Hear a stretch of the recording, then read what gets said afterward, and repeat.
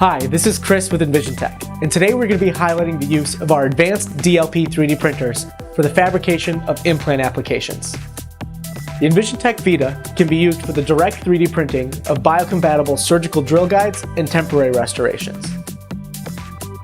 E-Guide Tint is an FDA-approved material for the direct printing of surgical templates.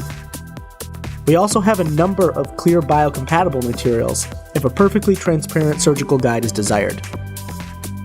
We currently have 4 shades of temporary crowns that are FDA approved for up to 1 year in the mouth, so it is feasible for the implantologist to use the printer for all of their treatment needs. The printers can also be used by laboratories for fabricating implant models with gingival masks and even FDA approved immediate dentures.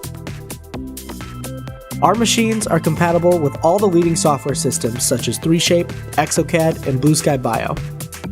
The EnvisionTEC Vida has met all FDA and ISO requirements for implant applications, making the Vida the all-in-one tool for any implantologist looking to offer best-in-class 3D printed appliances.